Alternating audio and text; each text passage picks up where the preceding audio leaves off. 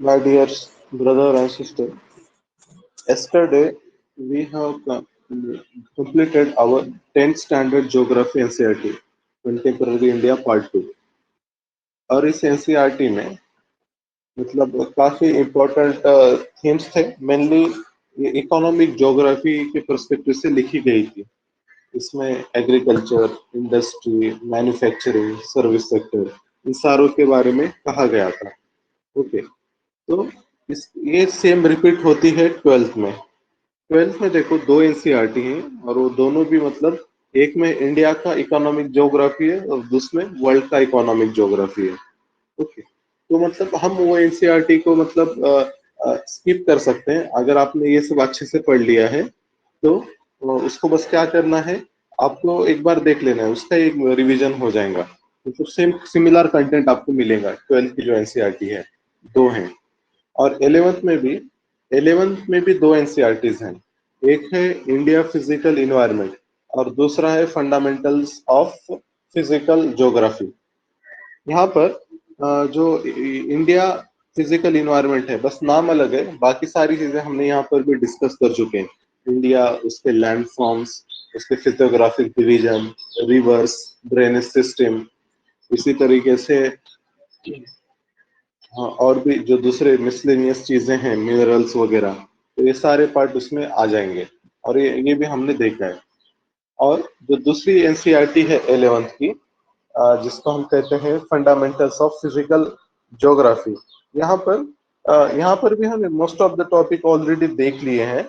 और कुछ few subject मतलब चैप्टर्स यहाँ पर एडेड हैं, तो हम वो चैप्टर्स को भी अभी डिस्कस कर लेंगे। ठीक है, उससे पहले कल हमको कुछ दो मैप हम डिस्कस करने वाले थे जो कि 10th ज्योग्राफी के लास्ट चैप्टर में थे। तो पहले वो दो मैप देख लेते हैं, इसके बाद हम आगे बढ़ेंगे।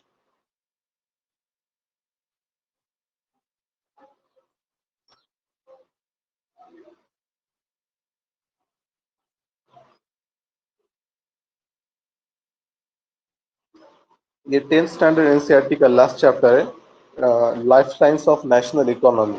तो यहाँ पर ट्रांसपोर्टेशन सेक्टर के बारे में मेंशन है, उसको life lines of national economy कहा गया है इस चैप्टर में। ये 7th नंबर का चैप्टर। तो यहाँ पर कुछ मैप हमको समझ लेना है। जैसा फॉर एग्जांपल ये वाला मैप, यहाँ पर इंडिया के नेशनल वाटरवेज दिखाए गए हैं, जो मेजर वाटरवेज हैं इंडिया के। मतलब अभी हम 6 वाटरवेज डेवलप कर रहे हैं, वैसे अराउंड 111 नेशनल वाटरवेज हैं हमारे पास। ओके, यहाँ पर जो सबसे पहला नेशनल वाटरवे है वो बनाया जाएगा गंगा रिवर पर। नेशनल वाटरवे 1 इसको कहते हैं, जो हम गंगा रिवर पर बना रहे हैं। ये जाएगा इलाहाबाद से यहाँ तक, इलाहाबाद टू हल्दिया। ओके, तो ये सबसे लॉन्गेस्ट वाटरवे रहेगा इंडिया का, 1620 किलोमीटर। ओके, इसके बाद जो वाटरवे नंबर 2 है, ये ब्रह्मपुत्र रिवर पर है। यहाँ पर सादिया एक लोकेशन है, Sadiya to Dhubri. Okay, most of it is passing through Assam. Sadiya to Dhubri ये पास हो रहा है। इसके बाद नेशनल वाटरवे 3, इसी को ये कहते हैं वेस्ट कोस्ट कनाल। नाम याद रखना, वेस्ट कोस्ट कलाम। और ये जाता है कोल्लम टू कोट्टापुरम। यहाँ पर देखो नीचे कोल्लम है, ऊपर कोट्टापुरम है। कोल्लम टू कोट्टापुरम, केरला में, entirely through Kerala. Then national waterway 4, national waterway 4 यहाँ पर है। It connects Godavari Krishna through canal. Godavari है यहाँ पर, ये ऊपर वाली रिवर, ये कृष्णा है, इसको कैनल से कनेक्ट करेगा। साथ में पुदुचेरी तक भी जाता है। ओके, और इसको कनेक्ट करता है through Buckingham canal. Buckingham canal यहाँ पर है। Okay, national waterway 4, Buckingham canal is located on national waterway 4। Okay, इसके बाद आता है नेशनल वाटरवे 5। नेशनल वाटरवे 5 यहाँ पर है।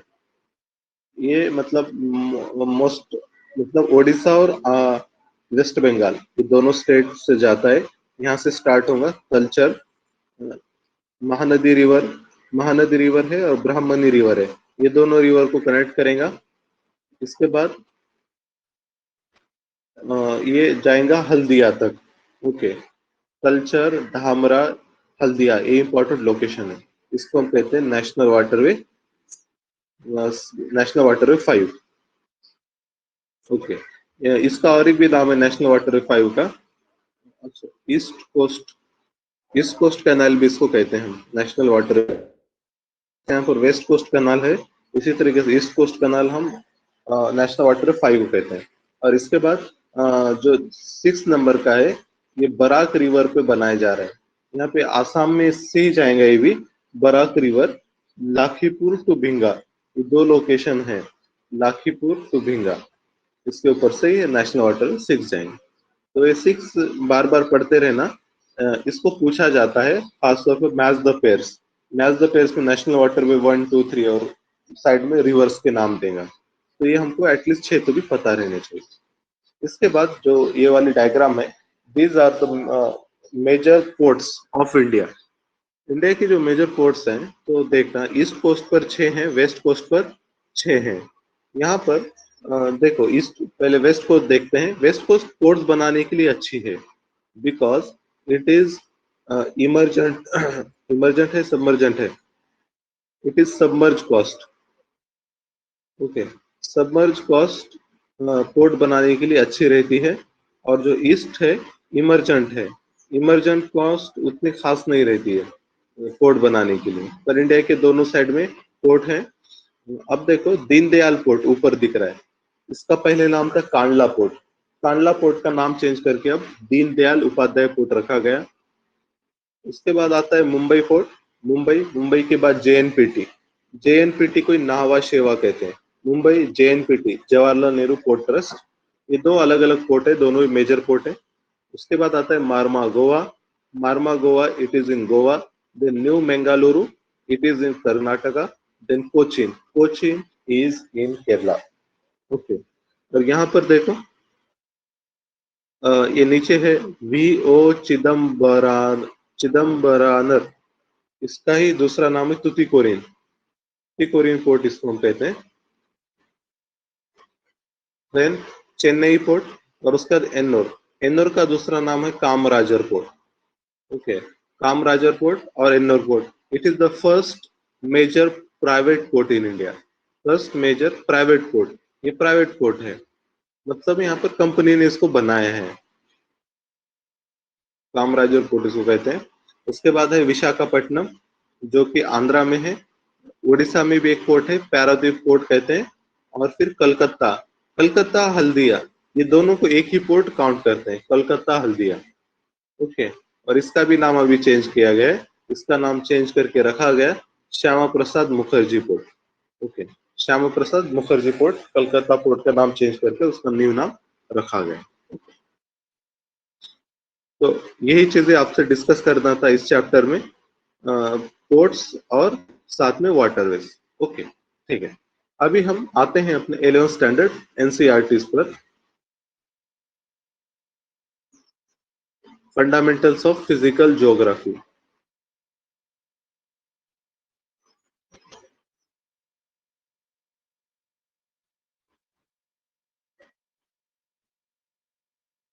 इस एनसीईआरटी में 16 चैप्टर्स हैं।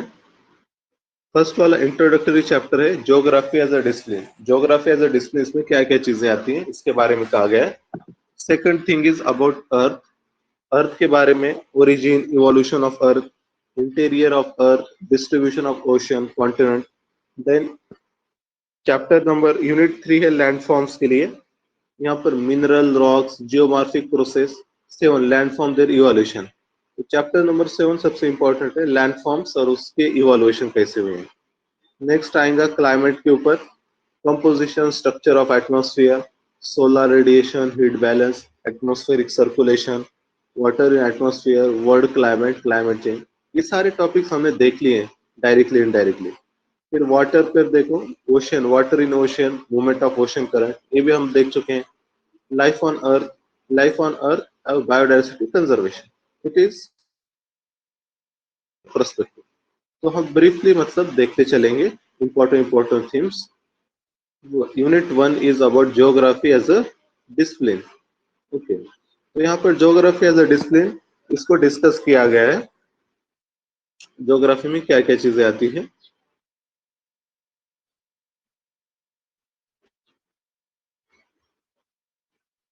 ज्योग्राफी के कुछ डेफिनेशंस भी दिए हैं, जैसा यहाँ पर एक डेफिनेशन है, the description of earth as the abode of human being.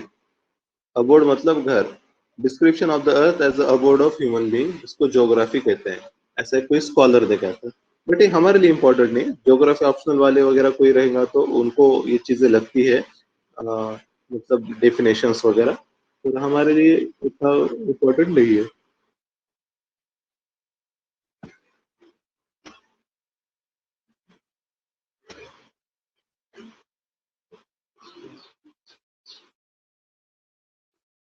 यहाँ पर कुछ दो वर्ड हैं।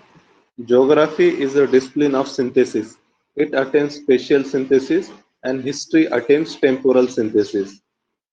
स्पेशियल सिंथेसिस, स्पेशियल मतलब जो स्पेस है अराउंड में, मतलब different regions, different climate, different ecosystem, तो इसको सिंथेसिस करता है ज्योग्राफी। और हिस्ट्री क्या करता है? Temporal system.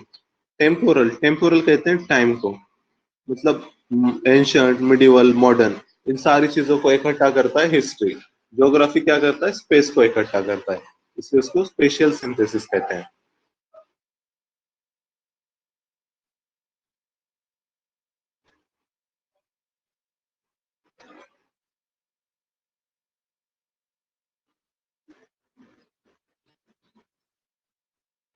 ये पेज पे पूरे ज्योग्राफी के ये दिए हैं, ज्योग्राफी और उसके ब्रांचेस, पॉलिटिकल, हेड्रोलॉजिकल वगैरह, ये इंपॉर्टेंट नहीं है।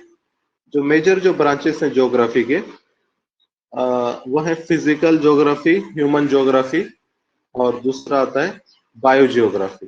फिजिकल ज्योग्राफी मतलब लैंड फॉर्म, प्रोसेसेस, क्लाइमेट की स्टडी करते हैं। तो इसमें जो सबसे इंपॉर्टेंट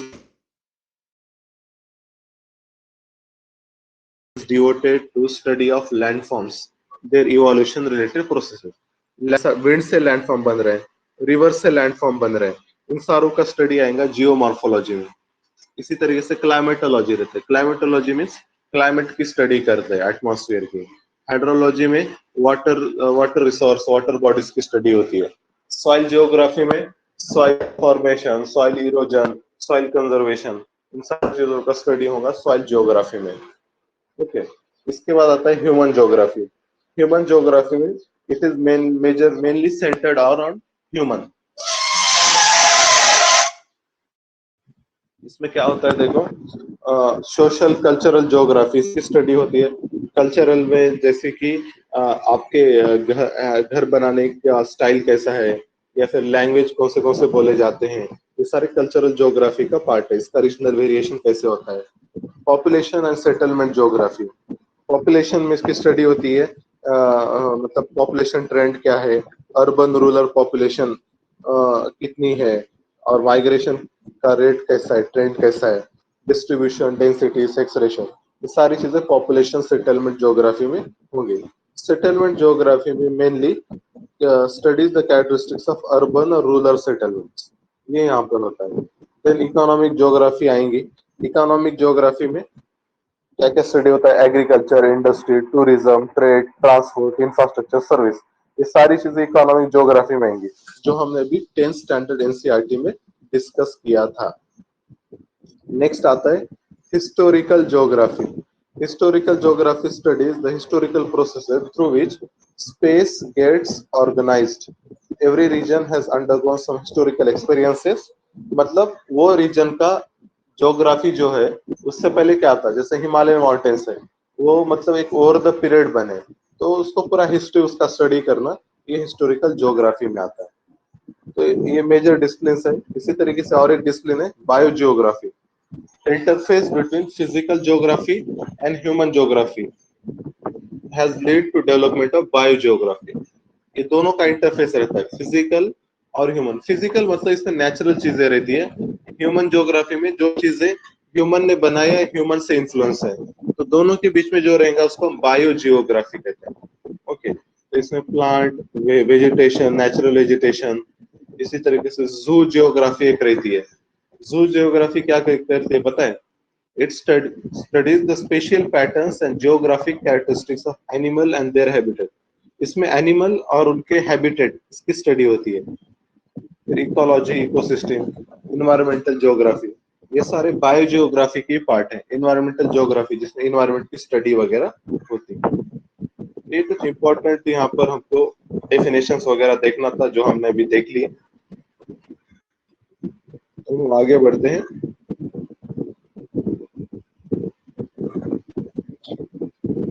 यूनिट 2 द अर्थ। इस चैप्टर में ओरिजिन,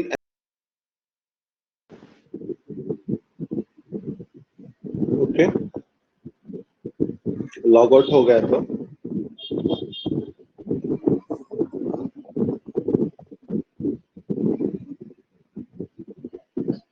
हम चैप्टर नंबर 2 देख रहे थे। इसमें क्या है, द अर्थ के बारे में है। ओरिजिन और evolution of earth, interior of the earth, Wegener continental drift theory, plate tectonic, earthquake and volcanoes. ये सारी चीजें इस यूनिट में डिस्कस की गई है। ये यूनिट भी इंपॉर्टेंट है। अर्थ, अर्थ का जब हम ओरिजिन की बात करते हैं तो इसके अर्थ का ओरिजिन जो हुआ है ना, इसके लिए थ्योरी दी गई है, नेबुलर हाइपोथेसिस थ्योरी इसको कहते हैं। नेबुला, नेबुलर हाइपोथेसिस, जो इमैनुअल कांट ने दी थी। ओके, ये थ्योरी क्या कहती है? The hypothesis considered that planets are formed out of a cloud of materials associated with a youthful sun which was slowly rotating. Okay, or later in 1900, Chamberlain Moulton considered that wandering star approached the sun. As a result, a cigar-shaped extension of material was separated from the solar surface. As the passing star moved away, the material separated from the solar surface continued to revolve around the sun, and it slowly considered into condensed into planets. Nebular hypothesis क्या कह रहा है? जो सन है, एक cloud था पहले ऐसा, और ये रोटेट हो रहा था, और ये रोटेट होते हो रहा था, तो इससे क्या हो गए, कुछ मतलब क्लाउड्स निकल गए धीरे धीरे धीरे। वो कहा जाता है एक स्टार पास हो रहा था, तो उसकी ग्रेविटी की वजह से बहुत सारे इसके क्लाउड्स निकल गए, और एक cloud over the period cool होकर प्लैनेट बन गए। इसे कोई हम कहते हैं नेबुलर हाइपोथेसिस थ्योरी, जो हमारी इमैनुअल कांट ने प्रपोज की थी। इसी तरीके से ओरिजिन ऑफ अर्थ के यूनिवर्स के बारे में थ्योरी है। Earth is a part of universe. Earth है, अर्थ बहुत सारे प्लैनेट मिलकर सिस्टम बनते हैं, जैसे सोलर सिस्टम है, ऐसे कई सारे सोलर सिस्टम मिलकर गैलेक्सीज बनते हैं, कई सारे गैलेक्सीज मिलकर क्लस्टर बनते हैं, और क्लस्टर कई सारे मिलकर यूनिवर्स बनते हैं। तो यूनिवर्स कैसे बना है? तो यूनिवर्स के लिए जो थ्योरी है सबसे पॉपुलर, वो है big bang theory. It is also called as expanding universe theory. Edwin Hubble in 1920 provided evidence that universe is expanding. Big Bang theory famous है, और इसको ही एक्सपांडिंग यूनिवर्स थ्योरी कहते हैं। तो यूनिवर्स एक्सपांड होते जा रहा है, ओके, यूनिवर्स की साइज। तो ये थ्योरी के मुताबिक देखो, जो क्या था सबसे पहले, इन द बिगिनिंग, ध्यान से पढ़ो समझ में आएगा। In the beginning all the matter forming the universe exists in one place in the form of tiny ball. एक छोटे बॉल, पूरा का पूरा मास यूनिवर्स का जमा था, with an unimaginably small volume, एकदम स्मॉल था वो, और इनफाइनाइट टेम्परेचर, इनफाइनाइट डेंसिटी, बहुत ज्यादा टेम्परेचर था, बहुत ज्यादा उसकी डेंसिटी थी। उसके बाद क्या होता है, बिग बैंग एक इवेंट होता है, और वो टाइनी बॉल एक्सप्लोड हो जाता है violently. This led to the huge expansion. इससे क्या होता है, ह्यूज एक्सपांशन हो जाता है। It is now generally accepted that the event of big bang took place 13.7 billion years before the present. अभी प्रेजेंट से पहले 13.7 बिलियन ईयर्स पहले ये इवेंट हुई थी। अब इसका ये टाइनी बॉल फिर पूरा सब तरफ स्प्रेड हो जाता है, और पूरे स्टार, गैलेक्सीज, प्लैनेट इससे बन जाते हैं। ओके, जब ये टाइनी बॉल एग्जिस्ट करता था, इसको ये स्टेट को कहते हैं सिंगुलैरिटी कहते हैं। ओके, और ऊपर फिर बिग बैंग होता है, और इस तरीके से एक्सपांशन होते जाता है। ओके, अभी भी यूनिवर्स एक्सपांड होते जा रही है, ऐसा जो थ्योरी कहती है उसको कहते हैं एक्सपांडिंग यूनिवर्स थ्योरी। इसको काउंटर में भी एक थ्योरी दी गई जो कहती है कि यूनिवर्स एक्सपांड नहीं होता है, यूनिवर्स क्या है, इन अ स्टेडी स्टेट। यूनिवर्स मतलब साइज कम भी नहीं होती, बढ़ती भी नहीं, एक यूनिफॉर्म स्टेट है। ये जो थ्योरी थी, इसको दिया था होयल ने। खोयल खोयल स्टेडी स्टेट थ्योरी, और जो दूसरे वाली जो थ्योरी थी हमारी एक्सपांडिंग यूनिवर्स, उसको दिया गया था एडविन हबल ने। एडविन हबल, यहाँ पे नाम याद रखना, ये भी पूछता है math the paper. Edwin Hubble, he has given expanding universe theory.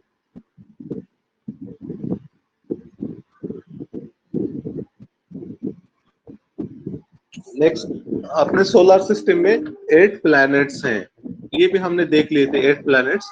ये चार्ट देखना यहाँ पे, इसका न्यूमोनिक हमने वो भी देखा था, my very educated mother just served us nuts. Okay, और देखो अब अगर आप कंपैरिजन देखोगे तो सबसे बड़ा जो प्लैनेट है हमारा जुपिटर है। ओके, और अगर आप डेंसिटी की बात करते हैं, डेंसिटी किसकी ज्यादा है, तो डेंसिटी सबसे ज्यादा है अर्थ की, 5.5 है, याद रखना। और ये जो आउटर प्लैनेट है, जुपिटर, सैटर्न, यूरेनस, नेपच्यून, इन सारों की डेंसिटी कम है। ये जो लास्ट के 4 हैं, ये प्लैनेट को हम कहते हैं जोवियन प्लैनेट। ये बड़े हैं लेकिन गैसियस फॉर्म में हैं, इनको हम कहते हैं जोवियन प्लैनेट। ओके, और ये जो नीचे अंदर वाले जो 4 हैं, इनको हम कहते हैं इनर प्लैनेट, इनकी डेंसिटी ज्यादा है। ओके, पर gravity Jupiter, Saturn, Uranus, gravity Jupiter, Saturn gaseous planet की ज्यादा है, क्योंकि मास ज्यादा है यहाँ पर। ओके, इसी तरीके से ऐसे मून्स के ओरिजिन की भी थ्योरी है, तो उसमें से एक थ्योरी है बिग स्प्लैट थ्योरी। ये क्या कहती है, वो एक एस्टेरॉइड इंडिया के अर्थ के पास से जा रहा था, वो अर्थ से टकरा जाता है और अर्थ का फिर कुछ पार्ट निकल के ऐसा मून बनता है। ऐसी और एक थ्योरी है फिशन थ्योरी। फिशन थ्योरी क्या कहती है कि अर्थ से मतलब ऑटोमेटिकली एक पार्ट हिस्सा निकला और वो आगे चल के मून बना, ये कहती है फिशन थ्योरी। फिर और भी थ्योरीज हैं, कैप्चर थ्योरी भी एक है। कैप्चर थ्योरी क्या कहती है कि एक सेपरेट बॉडी थी मून, जो अर्थ के पास से जा रही थी और अर्थ ने उसको कैप्चर कहा। तो ये सारे थ्योरीज हैं। फिर एक बार अब आपका अर्थ बन गया, मतलब अर्थ बना नेबुलर हाइपोथेसिस थ्योरी के हिसाब से, फिर अर्थ के बाद क्या प्रोसेस हो गया, तो उसके बारे में भी यहाँ पर डिस्क्रिप्शन दिया है। जब अर्थ बना ना, तो वो पूरा गैसियस फॉर्म में था, क्योंकि बहुत हॉट था, और वहां पे हाइड्रोजन, हीलियम, ये गैसेस ज्यादा क्वांटिटी में थे। अब इसके बाद क्या हुआ, 3, ठीक है, लॉग आउट हो गया था।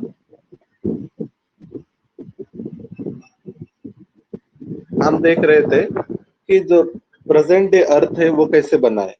तो हम तो देखिए स्टार्ट में क्या हुआ था, नेबुलर हाइपोथेसिस, उससे पहले बिग बैंग होता है, और बिग बैंग से क्या होता है, अर्थ बनेगा, बिग बैंग से पूरा यूनिवर्स बनेगा, और नेबुलर हाइपोथेसिस से प्लैनेट वगैरह ये सारे बनते हैं।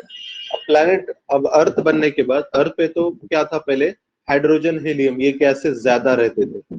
फिर तो इसमें क्या होता है, सबसे पहले लॉस ऑफ प्राइमोर्डियल एटमॉस्फेयर होता है। सेकंड स्टेज में क्या होगा, hot interior of earth contributed to evolution, जो अर्थ का हॉट इंटीरियर था, इसका यहाँ पे रोल रहता है। और लास्ट स्टेज में क्या होता है, फोटोसिंथेसिस आ जाता है, मतलब लिविंग वर्ल्ड स्टार्ट हो जाता है। जो अर्लियर एटमॉस्फेयर था, हाइड्रोजन और हीलियम, ये जो निकल जाता है, ये सोलर विंड्स की वजह से, सोलर विंड इसका कॉज है। सोलर विंड बहुत तेजी से आते हैं, और वो ये विंड्स को, हाइड्रोजन और हीलियम को वाइप आउट करते हैं अर्थ से। उसके बाद क्या होता है, अर्थ का जो अर्थ ओवर द पीरियड कूल होते जाती है, और जो हॉट अर्थ के अंदर जो गैसेस रहते हैं, वाटर वेपर्स रहते हैं, they were release from the interior of solid earth. उसके बाद क्या होता है, एटमॉस्फेयर मॉडिफाई होता है, और उसमें water vapour, nitrogen, carbon dioxide, methane, ये सारे गैसेस रहते हैं। The process through which the gases were outpoured from interior is called as degassing. Okay, ऊपर के तो गैसेस चले गए, हाइड्रोजन, हीलियम, फिर अर्थ के इंटीरियर के गैसेस बाहर आ जाते हैं, इस प्रोसेस को कहते हैं डीगैसिंग। ओके, फिर डीगैसिंग वगैरह होता है। Oceans began to have contribution of oxygen through the process of photosynthesis. पहले ओशन में ऑक्सीजन नहीं रहा करता था, बट ये प्लांट वगैरह ग्रो हुए, और फोटोसिंथेसिस से ओशन में भी ऑक्सीजन आ गया। ये जो जियोलॉजिकल टाइम स्केल है इसको क्लासिफाई किया जाता है इयॉन, इरा, पीरियड, इपोच। इयॉन, इरा, पीरियड, इपोच, ये चार चीजें याद रखना। जैसा अभी हम देखते हैं ना, जैसा हम क्या बोलेंगे, आवर, सेकंड रहता है, सेकंड के बाद मिनट बनेगा, मिनट से क्या बनेगा, आवर बनेगा, 24 आवर से डे बनता है, 30 डे से मंथ बनता है, फिर कई मंथ्स, 12 मंथ से 1 ईयर बनता है। ऐसे ही कई सारे ईयर मिलकर इपोच बनेगा। इपोच के बाद क्या रहता है, पीरियड रहता है, पीरियड से बड़ा ईरा, ईरा से बड़ा इयॉन। तो ये कई मिलियन ईयर्स इतने बड़े बड़े रहते हैं। इयॉन, इरा, पीरियड, इपोच, सीक्वेंस याद रखना, इंक्रीजिंग ऑर्डर डिक्रीजिंग ऑर्डर में अरेंज करो, ऐसा पूछता है। अभी प्रेजेंट में क्या चल रहा है, फेनेरोजोइक इयॉन क्या है, अभी फेनेरोजोइक इयॉन है, इरा है सेनोजोइक इरा, पीरियड है क्वाटरनरी पीरियड, इपोच का नाम है होलोसिन, होलोसिन इपोच है।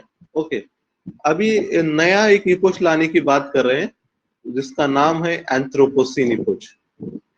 मतलब ह्यूमन का डोमिनेंस बहुत बढ़ गया अर्थ में, इसलिए इसको एंथ्रोपोसिन इपोच ऐसा नाम रखो, अभी कह रहे हैं अभी के पीरियड को। ओके, जो लाइफ आई थी अर्थ पर, ये आई थी प्री कैम्ब्रियन ईरा में, जो था 570 मिलियन टू 4800 मिलियन। पीरियड मत याद रखो, बस प्री कैम्ब्रियन इतना याद रखना। वो टाइम पे फर्स्ट टाइम लाइफ आई थी अर्थ पे, ब्लू ग्रीन अलगी, यूनिसेलुलर बैक्टीरिया, इनका इवोल्यूशन हो गया था। ओके, प्लैनेट्स हैं, आउटर इनर प्लैनेट हो गया। नेक्स्ट, अभी इस चैप्टर में इंटीरियर ऑफ अर्थ का डिस्कशन किया गया है। ओके, अर्थ का अगर इंटीरियर आपको स्टडी करना है तो आपको दो सोर्सेस हैं, एक है डायरेक्ट सोर्स और दूसरा है इनडायरेक्ट सोर्स। तो उनके बारे में यहाँ पर डिस्कशन दिया गया। ये देखो, ये अपना अर्थ है, अर्थ, अर्थ सबसे ऊपर रहेगा क्रस्ट, ये वाला पार्ट क्रस्ट। ओके, क्रस्ट, उसके नीचे क्या रहेगा, मेंटल, मेंटल के नीचे कोर। तो ये अर्थ के लेयर है और ये पूरा ये आपको स्टडी करना है सेंटर तक। ओके, अर्थ की जो रेडियस है यहाँ से मतलब यहाँ तक का जो डिस्टेंस है वो आता है अराउंड 6200 किलोमीटर इतना। तो इसको अगर स्टडी करना है तो मेनली दो तरीके हैं, एक है डायरेक्ट सोर्स, दूसरा इनडायरेक्ट सोर्स। अब देखो डायरेक्ट सोर्स में क्या रहता है, जैसा कि माइनिंग करे आपने तो डायरेक्ट इनर में क्या मटेरियल है वो मिलेगा माइनिंग पर, लेकिन इसके लिए लिमिटेशंस है, आप ज्यादा कितना डेप्थ कितना खोदोगे। अभी तक का जो हाईएस्ट ड्रिल है, कोला नाम का रीजन है आर्टिक ओशन के पास, वहां पर 12 किलोमीटर का है हाईएस्ट अभी तक का जो ड्रिल करते हुए गए हैं। ओके, तो इसमें लिमिटेशन है। दूसरा और एक सोर्स है डायरेक्ट स्टडी का, इसको कहते हैं volcanic eruption forms another source of obtaining rock information. क्योंकि वोल्केनिक इरप्शन में लावा जमीन के अंदर से आ जाएगा जिसको मैग्मा कहते हैं, और मैग्मा अपने साथ जमीन के अंदर के मटेरियल्स लेकर आता है, तो इससे भी आप अर्थ का इंटीरियर स्टडी कर सकते हैं। ओके, ये कोला जो अभी हमने देखा था ना, डीपेस्ट ड्रिल यहाँ पर है। नेक्स्ट आते हैं इनडायरेक्ट सोर्स। इनडायरेक्ट सोर्स मतलब यहाँ पर मतलब इनडायरेक्टली स्टडी करेंगे हम अर्थ के। तो जैसा फॉर एग्जांपल मेटिवर्स, मेटिवर्स अभी हमने देखा जस्ट जितने भी प्लैनेट है मेटिवर्स हैं, ये मतलब बिग बैंग थ्योरी से बने हैं। तो जैसा उनका इवोल्यूशन हुआ उसी तरीके से अपना अर्थ का भी इवोल्यूशन हुआ। तो कोई मेटिवर की स्टडी करके हम अर्थ के स्टडी के बारे में कुछ गेस कर सकते हैं। इसी तरीके से और भी दूसरी चीजें जैसे ग्रेविटेशन की स्टडी कर सकते हैं आप, मैग्नेटिक फील्ड की, सिस्मिक एक्टिविटी, अर्थक्वेक की स्टडी करके भी आप गेस कर सकते हैं अर्थ का इनर कैसा है। अब इसके बाद यहाँ पर अर्थक्वेक के बारे में डिस्क्रिप्शन है, अर्थक्वेक कैसे फॉर्म होता है और अर्थक्वेक वेव्स का यूज कैसे किया जाएगा इनर अर्थ का इनर स्टडी करने के लिए, इसके बारे में दिया गया। अर्थक्वेक, तो अर्थक्वेक ये डायग्राम आप देख लेना, समझ में आएगा। अर्थ क्या है, प्लेट से बनी है। Earth is a form of different number of lithospheric plate, और ये जो प्लेट्स रहते हैं ये प्लेट के बॉर्डर्स हैं, देखो ये प्लेट्स एक दूसरे से टकराते हैं और स्लिप होते हैं। जब ये स्लीप हो जाते हैं तो अर्थ की जो इनर की एनर्जी है वो बाहर आती है। प्लेट जब स्लीप होता है हो जाते हैं अपने बाउंड्री पर, जिसको हम इंटरप्लेट बाउंड्री कहते हैं। ओके, अगर ये प्लेट कोलाइड कर रहे हैं या स्लीप हो रहे हैं तब वहां पे अर्थक्वेक होगा। ये जो अर्थ के इंटीरियर में पॉइंट होता है जहां पे एक्टिविटी हो रही है, इसी को हम हाइपोसेंटर कहते हैं। हाइपोसेंटर और फोकस दो नाम है। इसके बाद इसके एग्जैक्ट ऊपर जो अर्थ के सरफेस पे पॉइंट रहता है इसको हम कहते हैं इपिसेंटर। ओके, फोकस और उसके ऊपर रहेगा epicentre. Nearest point on the earth surface is called as epicentre, दोनों के याद रखना। और फिर अर्थक्वेक वेव्स, अब यहाँ से क्या होंगे, अर्थक्वेक वेव्स दिख लेंगे जिसको हम सिस्मिक वेव्स कहते हैं। तो ये दो टाइप के रहते हैं सिस्मिक वेव, एक रहता है बॉडी वेव्स, दूसरा रहता है सरफेस वेव। सरफेस वेव जब ये बॉडी वेव्स मतलब अर्थ के इंटीरियर में जो वेव्स रहते हैं अर्थक्वेक के, उसको बॉडी वेव्स कहते हैं। जब ये सरफेस पे आते हैं तो वो सरफेस वेव कहलाए जाते हैं। ओके, तो मतलब जो बिल्डिंग्स हैं, रोड्स हैं, इसको जो ब्रेक करते हैं ये सरफेस वेव्स रहते हैं। तो सबसे ज्यादा जो डैमेजिंग है सरफेस वेव्स हैं, ये याद रखना पूछते हैं, सरफेस वेव आर डैमेजिंग। अब ये बॉडी वेव्स जो रहते हैं जो अर्थ के बॉडी से जाते हैं, इसके दो टाइप हैं। एक रहता है पी वेव, दूसरा रहता है S wave. Okay, P wave and S wave. अब ये दो वेव हमारे लिए इंपॉर्टेंट है जिससे हम अर्थ के इंटीरियर की स्टडी कर रहे हैं। यहाँ पर पी वेव और एस वेव के बारे में दिया गया है। पी से याद रखना, पी पी मतलब पैरेलल। इसका फ्लो कैसा होता है, पैरेलल वेव, पैरेलल फॉर्म में। इसी को हम लॉन्गिट्यूडिनल वेव कहते हैं, क्योंकि ये जो फ्लो हो रही है, सपोज ऐसा वेव ऐसे इस डायरेक्शन में आगे बढ़ रही है तो ये ऐसा फ्लो होती है। कुछ जगह पे कॉम्प्रेशन रहेगा, कुछ जगह पे एक्सपांशन रहेगा, ऐसा। मतलब इसका जो मूवमेंट है पार्टिकल्स का, ये डायरेक्शन ऑफ वेव के पैरेलल रहता है। इसको कहते हैं लॉन्गिट्यूडिनल वेव।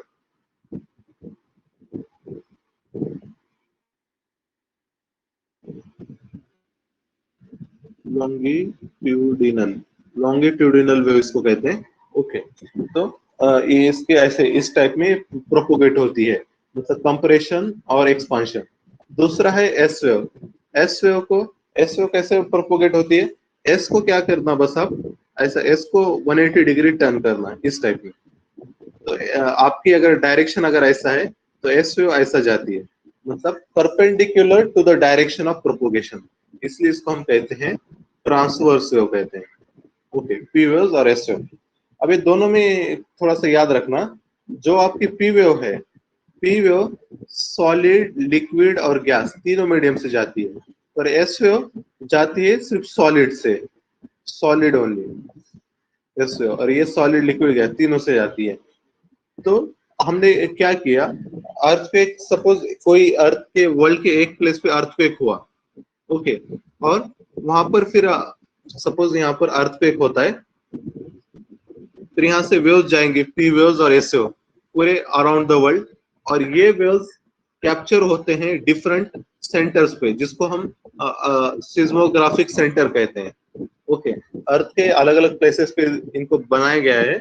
तो ये सारे अक्रॉस द वर्ल्ड पे इसका स्टडी किया गया, तो तब क्या पता चला, जो हमारे पी वेव्स है ना, पी वेव्स 105 टू 145 डिग्री इसके बीच नहीं मिलते हैं, और जो एस वेव्स हैं, एस वेव नीचे डायग्राम, एस वेव 105 डिग्री के बाद दिखते ही नहीं है, मतलब जहां से ओरिजिन हो रहा है वहां से 105 डिग्री के बाद दिखते ही नहीं।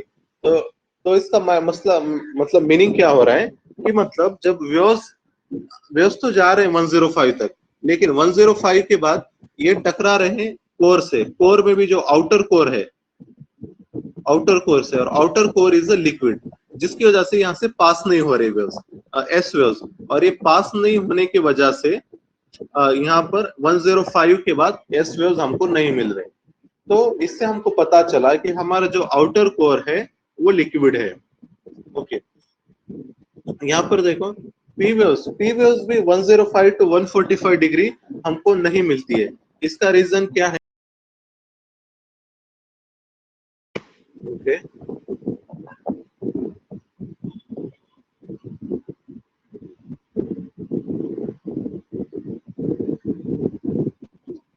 हम देख रहे थे पी वेव्स हमको नहीं मिलती है 105 टू 145 डिग्री में, बिकॉज पी वेव्स जब आउटर कोर के पास आते हैं, ये जाते हैं वहां से आउटर कोर से, बट यहाँ पे क्या होंगे, थोड़ा सा इनका रिफ्रैक्शन हो जाता है, डायरेक्शन चेंज हो जाती है, और ये डायरेक्शन चेंज की वजह से पी वेव्स हमको 105 टू 145 डिग्री ये रीजन में नहीं मिलते हैं।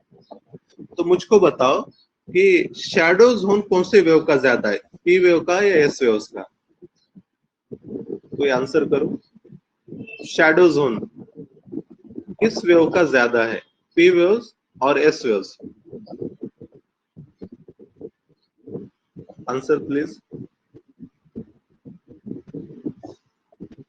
कोशिश तो करो। Wave sir. शैडो जोन कौन से वेव का ज्यादा है, ये पूछा मैं। शैडो जोन ना सर। हाँ हाँ, एस वेव का डायग्राम, मतलब डायग्राम देखकर भी आप बता सकते हो। देखो डायग्राम सामने ही है आपके। 105 के डार्क बाद रीजन तो को फिर है ही नहीं। हाँ नहीं सर, है, एस वेव का ही बराबर ज्यादा। बराबर, एस वेव का ज्यादा है, बराबर, यही पूछ रहा था। एस वेव का शैडो जोन ज्यादा है क्योंकि 105 के बाद वो दिखते नहीं है, और क्यों नहीं दिखते, तो क्योंकि एस वेव लॉन्गिट्यूडनल वेव्स हैं और वो लिक्विड से पास नहीं होते। ओके, यही रीजन। तो ऐसा हमने अर्थक्वेक वेव्स का स्टडी करके भी हमने अर्थ के इंटीरियर की स्टडी कर सकते हैं। ओके, आपका माइक म्यूट कर देना। ओके, इसके बाद देखो टाइप्स ऑफ अर्थक्वेक दिए हैं। अर्थक्वेक जो रेगुलर अर्थक्वेक रहता है वो टेक्टोनिक अर्थक्वेक रहता है, जो अभी हमने देखा। अर्थ के जो प्लेट्स हैं वो दोनों आपस में टकराते हैं, दो प्लेट हैं सब, ये दोनों आपस में टकरा रहे हैं, जिसकी वजह से अर्थक्वेक होते हैं। ओके, दूसरा रहता है tectonic earthquake is recognised volcanic, volcanic earthquake, volcanic eruption की वजह से भी अर्थक्वेक हो सकता है, जैसा सुनामी वगैरह। ये नेक्स्ट है इंटेंस माइनिंग। अगर बहुत ज्यादा, अगर आप कोई रीजन में माइनिंग भी करते हो ना, तब क्या होता है, माइनिंग का वो जो underground mine collapse causing minor tremors, roofs of underground mines collapse होते हैं, और जिसकी वजह से भी मतलब ट्रेमर्स आते हैं, अर्थक्वेक आते हैं। इसी को ही हम कहते हैं कोलैप्स अर्थक्वेक। ये नाम याद रखना, कोलैप्स अर्थक्वेक कहते हैं, जो इंटेंसिव माइनिंग की वजह से होता है। इसके बाद दूसरा रहता है एक्सप्लोजन अर्थक्वेक। एक्सप्लोजन अर्थक्वेक कहां पर, हमने बहुत बड़ा सपोज कोई मिसाइल, न्यूक्लियर मिसाइल की टेस्टिंग कर ली, तो इससे जो इससे भी ट्रेमर्स आते हैं, इसको हम कहते हैं एक्सप्लोजन अर्थक्वेक। इसके बाद नेक्स्ट है इंड्यूस्ड अर्थक्वेक रहता है, reservoir induced earthquake. The earthquake that occurs in the areas of large reservoir are referred as reservoir induced earthquake. जो अर्थक्वेक लार्ज रिजर्वायर मतलब बड़े डैम्स वगैरह बनाते हैं ना, तब क्या होता है, वो रीजन में की सिस्मिक एक्टिविटी भी बढ़ जाती है। For example Koyna river, Koyna dam की वजह से वो रीजन में अर्थक्वेक आ गया था, इसको कहते हैं रिजर्वायर इंड्यूस्ड अर्थक्वेक। ये भी मैच द पेयर्स में पूछता है, ये चारों पांचों टाइप्स अच्छे से पढ़ लो। ओके, अर्थ का इंटीरियर के बारे में ये तो हमने बहुत बार देखा है, क्रस्ट, मैंटल और कोर। क्रस्ट की अगर बात करते हैं, क्रस्ट दो टाइप का, ओशियनिक क्रस्ट और कॉन्टिनेंटल क्रस्ट। ओशियनिक मतलब ओशन के नीचे रहता है, कॉन्टिनेंट मतलब जमीन के नीचे रहता है। जो थिकनेस रहता है, थिकनेस मतलब उसकी विड्थ, विड्थ जो है ओशियनिक क्रस्ट की कम है, 5 किलोमीटर, और कॉन्टिनेंटल क्रस्ट आता है आपका 30 किलोमीटर का। ओके, लेकिन अगर आप डेंसिटी अगर देखोगे, डेंसिटी ज्यादा है ओशियनिक क्रस्ट की। ओके, डेंसिटी मतलब एकदम डेंस रहता है, हेवी रहता है, और वो ओशियनिक क्रस्ट रहता है, उसकी डेंसिटी ज्यादा है, भले ही उसकी थिकनेस कम है पर डेंसिटी ज्यादा है। इसके बाद आता है आपका मेंटल। मेंटल में क्या है देखो, जो अभी हमने क्रस्ट देखा, क्रस्ट है अप टू 70 रहता है। Okay, crust is up to 70 kilometre. उसके बाद मेंटल आएगा, mantle is up to 2900 kilometre. जो अपर पोर्शन ऑफ मेंटल है is called as asthenosphere. The word astheno means weak, it is considered to be extending up to 400 kilometre. ये asthenosphere upper portion जो रहता है, ये it is like a semi fluid, इसको कहते हैं अस्टेनोस्फीयर। Okay,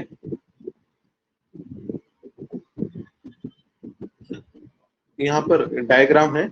सबसे पहले कॉन्टिनेंटल क्रस्ट आएगा, उसके नीचे oceanic crust, continental then oceanic, उसके बाद आता है आपका अस्थेनोस्फीयर, नीचे आएगा मेंटल, मेंटल के बाद आएगा कोर, आउटर कोर और इनर कोर।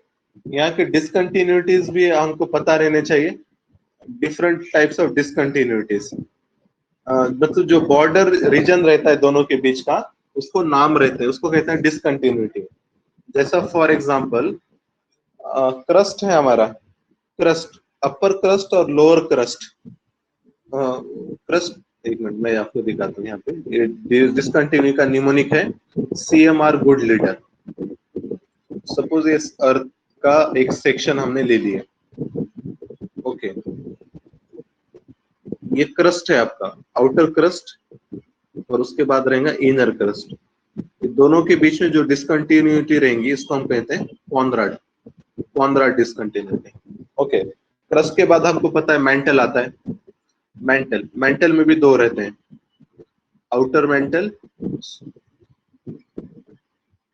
और इनर मेंटल। अब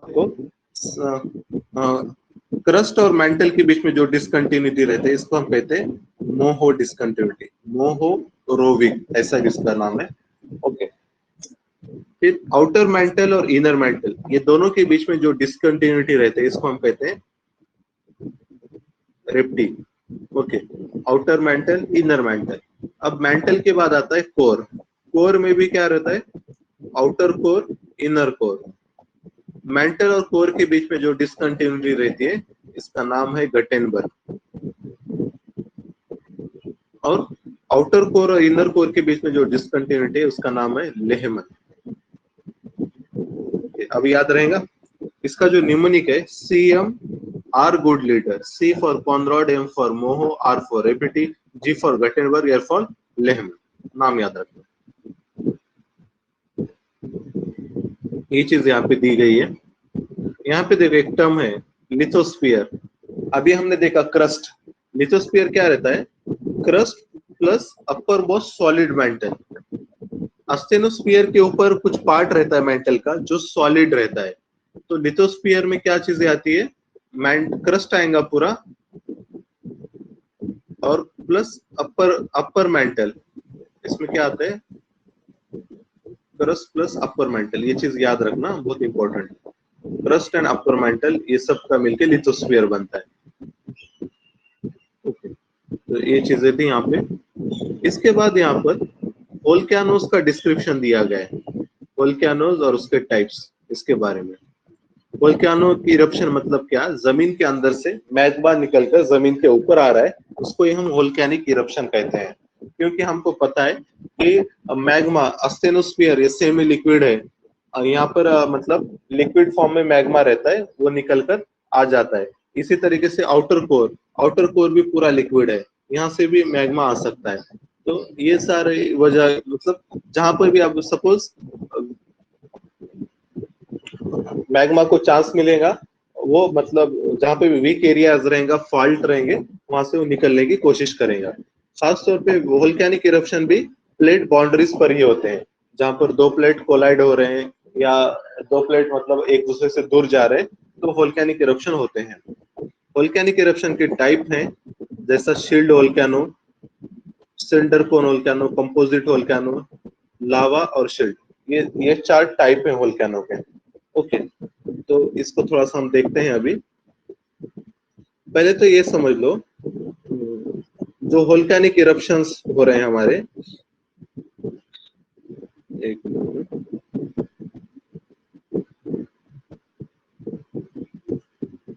लावा जो रहता है हमारा, लावा जब मैग्मा अर्थ के ऊपर आ जाता है क्रस्ट, उसको लावा कहते हैं। लावा 2 टाइप का रहता है, एक रहता है एसिडिक, दूसरा रहता है basic.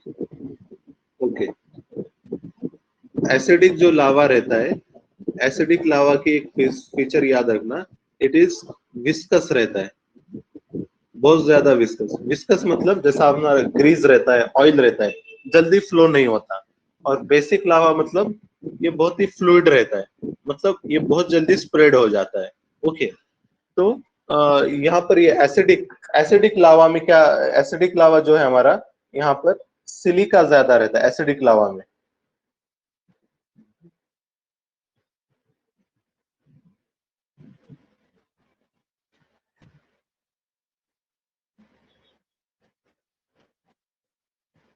Acidic lava means more silica.